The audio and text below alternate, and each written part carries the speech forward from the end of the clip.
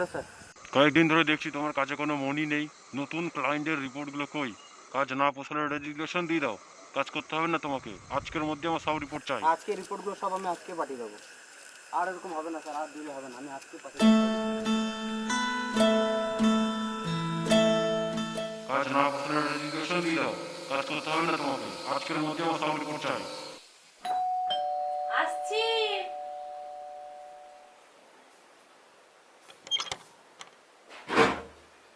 আমার আইসক্রিম। সবসময় তো খাবো খাবো করো না তো। আর আজ এমনি মনে মাঝে ঠিক নেই, কাজকর্ম ঠিক নেই, সবসময় খাবো খাবো করো না। সব একদম চালি পুড়ে শেষ করে দিল, আর ভালো লাগছে না। সারাদিন বিরাট ধকল গেছে, শরীরটা একদম টায়ার্ড আছে। আগে আমি ফ্রেশ হবো।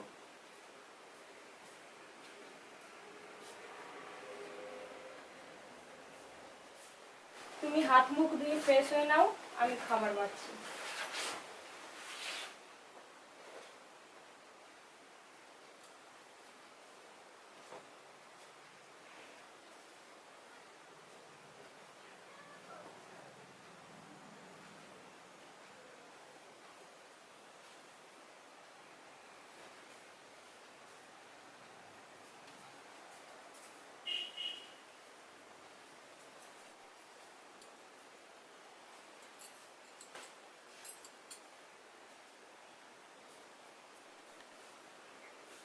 কত কাজ পড়াছে, কত রিপোর্ট পাঠাতে হবে, আগে কাজটা করি তারপরে।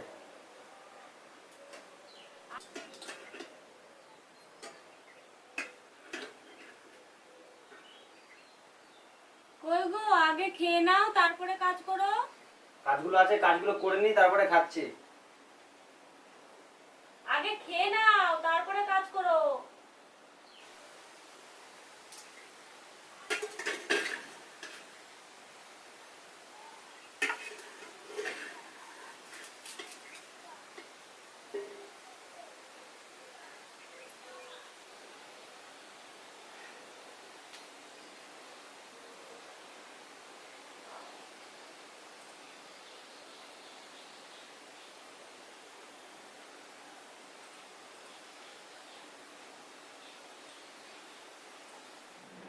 কয়েকদিন ধরে দেখছি কাছে কোনো মনই নেই। নতুন ক্লায়েন্টের রিপোর্ট কই? কাজ না পোষালে রেজিগনেশন দিয়ে দাও। কাজ করতে হবে না তোমাকে। আজকের মধ্যে আমার সব রিপোর্ট চাই।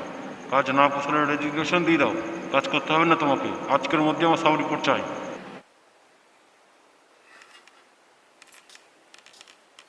কই গো, আসো, খেয়ে নাও। হ্যাঁ যাচ্ছি। কি ব্যাপার, ওর কি কিছু হয়েছে? ও এরকম কোনোদিনও তো করে না। বাড়ি ঢুকে এরকম চিৎকার শুরু করে দিয়েছে। অফিসে কি কিছু হয়েছে? সেটাই হবে মনে হয়। থাক, ওইসব কথা ধরে লাভ নাই। মনে হয় কাজের খুব চাপ, সেই কারণে মাথাটা গরম। থাক, আমিই যাই খাবার নিয়ে।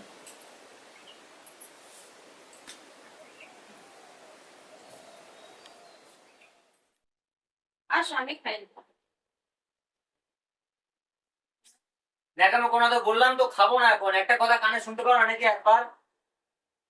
সব সময় কানের গোড়া ভ্যান ভ্যান ভ্যান ভ্যান। চুপ করে থাকতে পারো না? একদম চুপ করে থাকবা, কানের গোড়া একদম ভ্যান ভ্যান করবা না। তোমার খিদে পেয়েছে, তুমি খেয়ে নাও, আমাকে তো খাওয়াতে হবে না। আমার যখন খিদে পাবে আমি ঠিক খেয়ে নেবো। খিদে পেয়েছে খেয়ে নাও, যাও।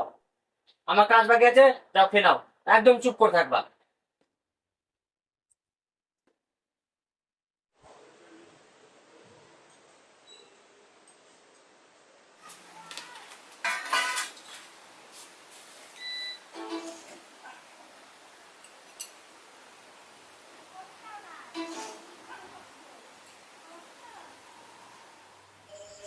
আমি ওর জন্য এত কিছু করি, তার সত্ত্বেও আমার উপর চিৎকার চেঁচামেচি করছে। আমি কি করেছি তাই?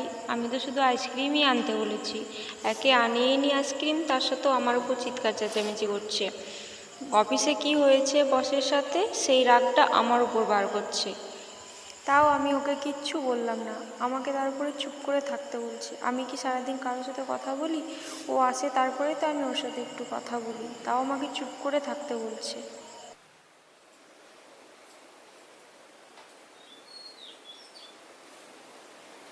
অনেক তো রাত হলো, শোবা না? তোমাকে একটা কথা কতবার বলবো, বারবার তো বলছি তোমাকে যে চুপ করে থাকবা, আমার সঙ্গে একটা কথা বলবো না তুমি। দেখছো না কাজ করছি, তোমার খিদে পেয়েছিল, খাওয়া হয়ে গেছে, এবার ঘুম পেয়েছে বা ঘুমাও তুমি, আমার জন্য ভাবতে হবে না। দেখছো তো কাজ করছি, বারবার কথা বলছি তো যে একদম চুপ করে থাকবা, কোনো কথা বলবে না আমার সঙ্গে। আর কালকে আমার অফিসে মিটিং আছে, যদি পারো তা দয়া করে আমাকে সকাল 8টার সময় একটু ডেকে দিও, আমাকে মিটিংয়ে জয়েন করতে হবে।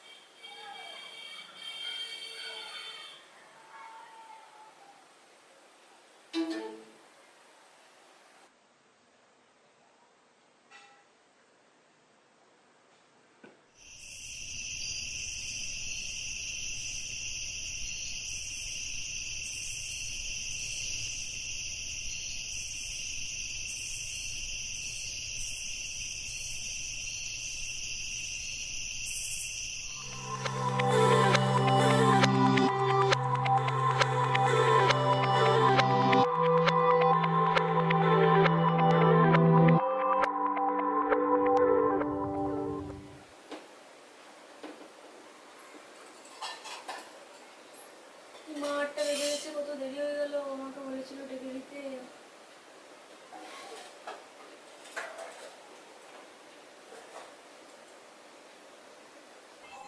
আটটা তো বাজে, কালকে আমাকে ডেকে দিতে বলেছিল, আবার চুপও করে থাকতে বলেছিল। কি করা যায়?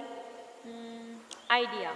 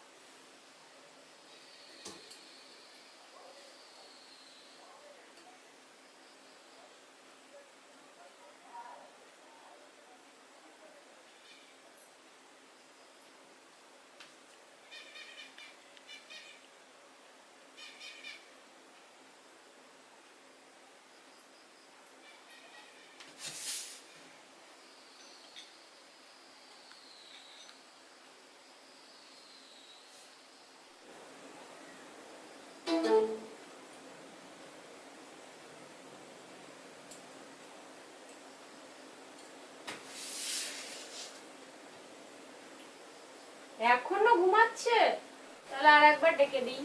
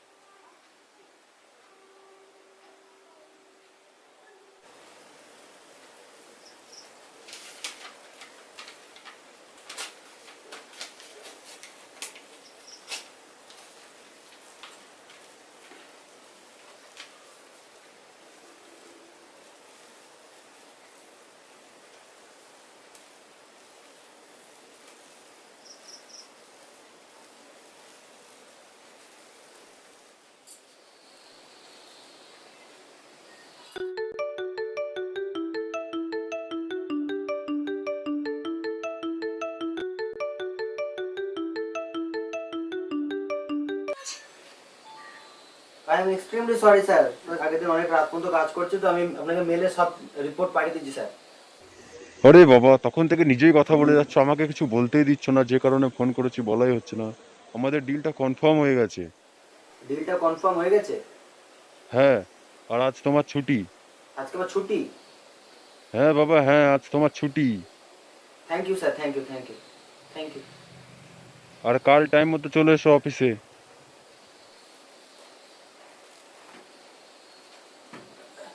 কাল আমাকে বলছিল রেজিগনেশন দেওয়ার জন্য, এক রাতে রিপোর্টে একদম লাখ টাকার ডিল কনফার্ম করে দিলাম। এগুলো আবার কি? নিশ্চয়ই খেপিটার কোনো নতুন কারসাজি। ঠিকই তো, ওরই তো হাতের লেখা। ওই 8টা বাজে, ওঠো, কই গো ওঠো, কই গো ওঠো, 8:30 বাজে, তোমার তো আজ অফিসে মিটিং আছে। পিয়া, কাল রাতে ওরকম চেঁচিয়েছি, ও পিয়া, তাই খেপিটার অভিমান হয়েছে। সাড়া দিচ্ছ না কেন? আর এগুলো কি রেখেছো তুমি? এগুলো কি? তোমাকে কালকে রাতে আমি বারবার করে বলে দিলাম আমার মাথা গরম ছিল, আমার অফিসে মিটিং আছে, আমাকে ডেকে দেবা, তার মধ্যে তুমি এগুলো কি লিখেছো?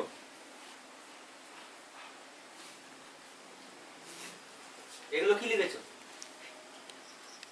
আমি তোমাকে কালকে বললাম বারবার করে যে আমার কালকে মিটিং আছে অফিসে, আমাকে সকালবেলা 8টার সময় ডেকে দেবো, আমি মিটিং জয়েন করতে আমাকে বস ফোন করেছিল। তুমি এগুলো কি লিখেছো তুমি? যে ওঠো 8টা বাজে তোমার অফিসে মিটিং আছে, 8:30 বাজে অফিসে মিটিং আছে, এগুলো কি লিখেছো? মুখে কথা বলতে পারো না? মুখে এসে ডাকতে পারলা না আমাকে? কাগজে লিখে গেলে আমি কি করে ঘুম থেকে উঠবো, এটা বলো। কাগজে আবার কোথায় যাচ্ছ? ডায়েরি নিয়ে কি হবে? আবার কি লিখছো ডায়েরিতে? আরে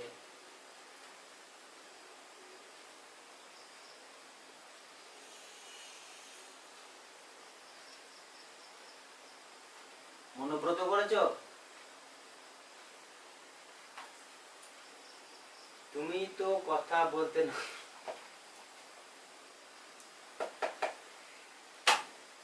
হ্যাঁ, কালকে মাথাটা গরম ছিল, সেখানে আমি ওরকম বলে ফেলেছি তোমাকে কথা বলতে না।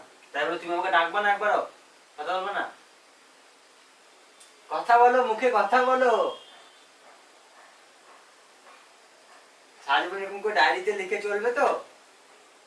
তুমিই তো কথা বলতে না করেছো। আসলে কালকে আমার পরিস্থিতিটা একদম খারাপ ছিল। কালকে এমনি তো অফিসে অনেক কথা শুনতে হচ্ছে বসের কাছে, রিপোর্টগুলো পাঠাতে পারছিলাম না বলে।